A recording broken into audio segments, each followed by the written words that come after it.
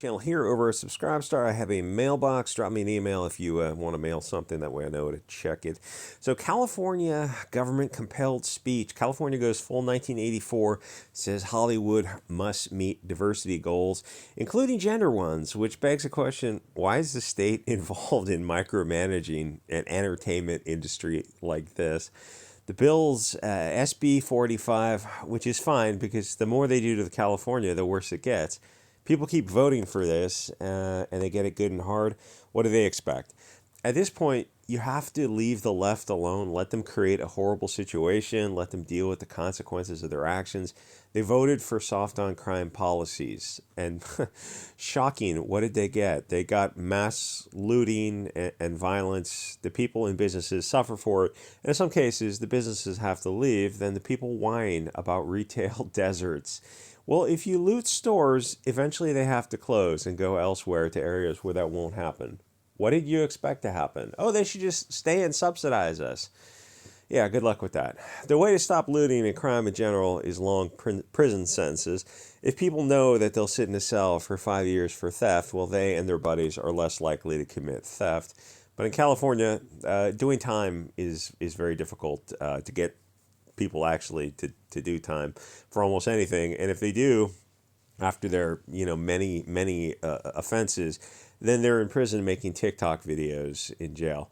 But I absolutely support Hollywood being forced to hire Pox Walks, Otherkin, whatever. That's what California wants. They repeatedly voted for all this, and they repeatedly vote for this kind of stuff. And it's like, until that changes, their homes and Teslas get broken into all the time. That's just part of the vibrant California lifestyle. What was Seth Rogen? He was jumping down somebody. He was warning another actor who was talking about crime in L.A. and Tesla, Seth Rogen and the left wing suddenly got very defensive and very nervous when you started talking about crime in California and the failing policies, because California's all left wing. And when people start saying, it's California's not looking too good, the left puppet masters start getting very nervous when people are public about that. So that's why Seth Rogen gave him that little bit of a warning about, somebody robbed my Tesla and they took all my personal items and my photographs of my family, but they left a cool little knife. Shut up, dude. we know. I mean, some people know what's going on and others don't. Anyway, so movies already are garbage. I think Hollywood in general, yeah, that's just what people need, more Pox Walks, BLT. I think Hollywood in general is in deep trouble, which is a weird thing to say for a $1 trillion industry. But the more the woke crowd does to separate and accelerate the decline, the better. This is a state-enforced diversity using taxpayer money to compel Bolshevik behavior. Great. The people in Hollywood say they love this sort of thing. But keep in mind, like most things the left does, this looks mostly like pointless virtue signaling. I'm going to assume that Hollywood already has a diverse workforce. It probably already does reflect the Mexican majority in California. And it's a 4% tax credit, which to Hollywood doesn't actually mean anything. So when you actually look at it, it's a bill that costs money to put together, wastes everyone's time and taxpayer money, but doesn't actually do anything, which means it's perfect for California. Keep in mind, they're not necessarily talking about the actors, writers, and storylines.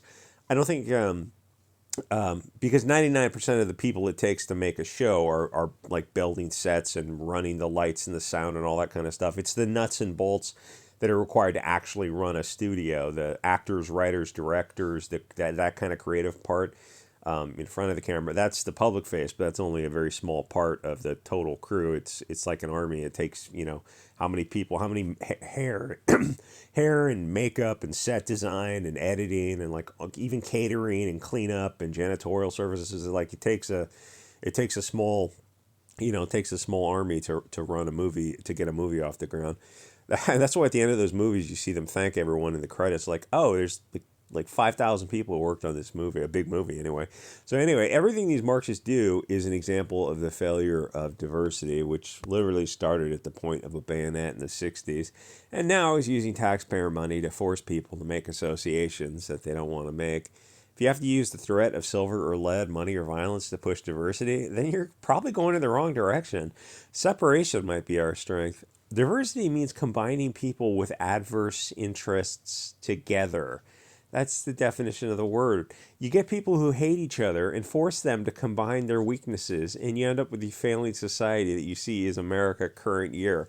Yeah, instead of letting people unify as they wish, let's combine people who hate each other and then expect the same output. Oh, that's an impossible task. Yeah, that's the point. That's what Marxism does. The goal is to destroy society, and they've been doing it very well for, well, I mean, you can point to any point in the timeline, but they've been doing it for decades. Why not go in the other direction? Just look at everything these policies have enacted and their consequences, and just say, oh, okay, we're clearly going in the wrong direction. Let's have people start separating into self-selecting tribal groups. Let them have form their own stronger societies. Who exactly is against that? Because you probably want to take a closer look at those people and go, oh, well, you're the problem, because like almost everyone wants to separate into their own little societies. We want more separation, not more inclusiveness. So you have to look at this small minority of people who are saying, no, no, no, you all need to force it together. It's like, no, I don't think so. I think we need to put some more ideas on the table. Because with every new Marxist idea for a brave new world, the plan fails and results in a need for new laws and a bloated bureaucracy to oversee it, and more taxpayer money from a shrinking tax base.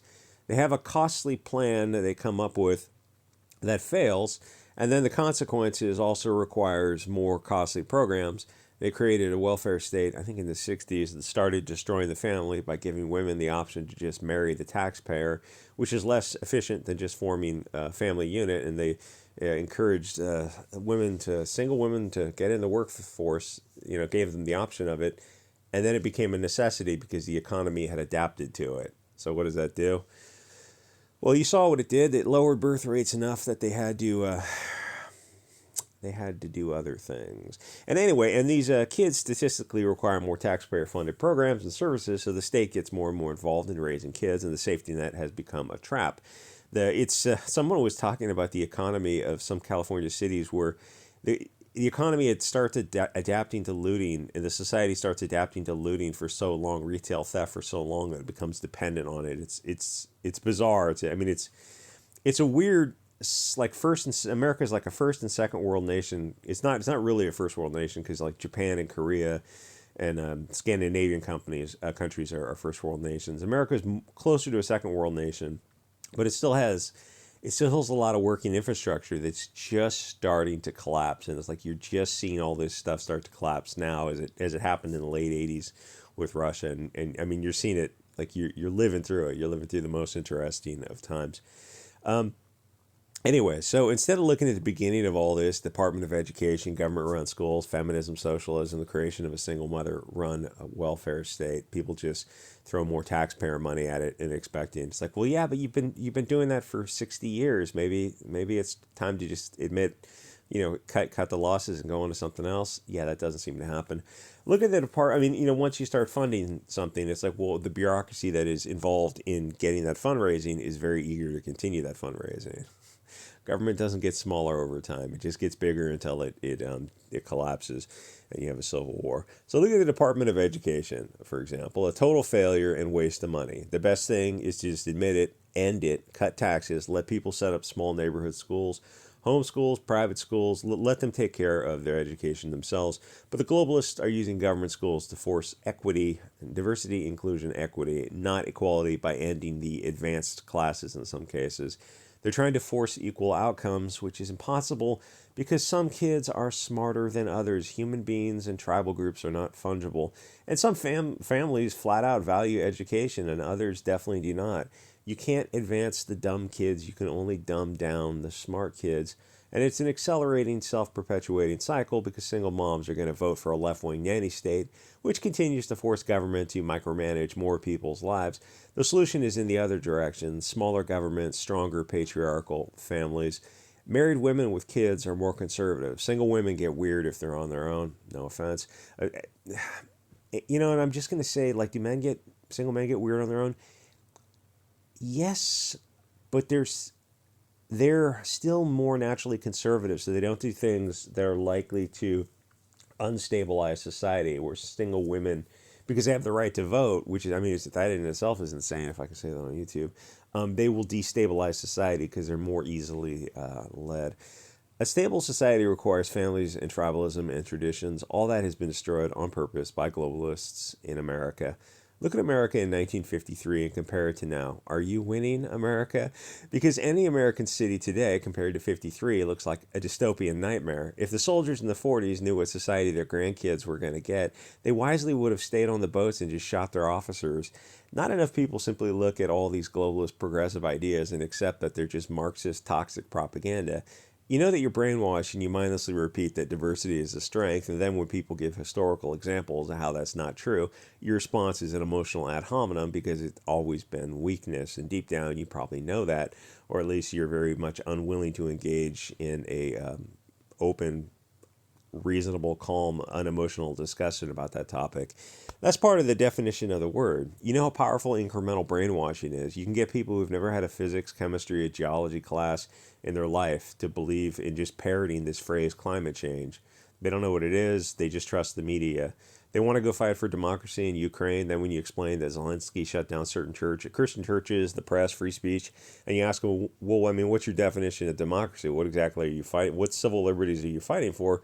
What makes Zelensky's version of totalitarianism better than Putin's version? They don't have an answer because the media didn't give them one. They care about the environment, except not in Ohio, because the media didn't tell them to care about Ohio. I guess Greta Thunberg has better things to do, because I think Ohio is a 95% European American. Don't you wonder why she's not concerned about India, China, Africa, Indonesia? I think those are the world's gross polluters. Or why her Rothschild's handlers only push for Western climate laws, the Paris Climate Accords. That was a one very clever thing that Trump did in the beginning, was pull out of those, which Biden immediately jumped back in. Instead of using boycotts and tariffs to compel China to stop polluting, which you could very easily do because they're one of the world's producers of mostly garbage that America and the West seems to be fascinated with.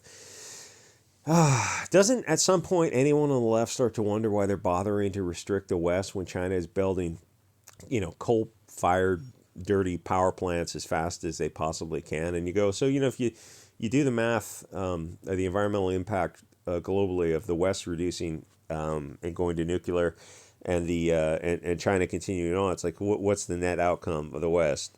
Oh, it doesn't do anything. Okay, then why don't you just compel China through to clean up through the tariffs and boycotts? Oh, it's a good question. Yeah, so how come nobody asks it? Like what you're doing is just hurting the West for no point to allow China to continue to pollute. Yeah, those are great questions. Don't get Epstein. Okay. So is the Western leftists really that brainwashed? Yes, they are. That's how incremental brainwashing goes, because now they're scared to even ask wrong think questions because they fear getting doxxed, fired, debanked, kicked off social media so they can't even defend themselves. Basically, digitally unpersoned, having their kids kicked out of private schools, having their lives destroyed, as you've seen in so many cases where it's not just the person gets destroyed, but their spouse, their kids, the machine goes after your whole family. If you're scared of the night, pretty soon you'll be scared of the afternoon and act accordingly. And then pretty soon you'll just be scared all the time. Anyway, like, comment, subscribe, and I'll see you guys on the next episode.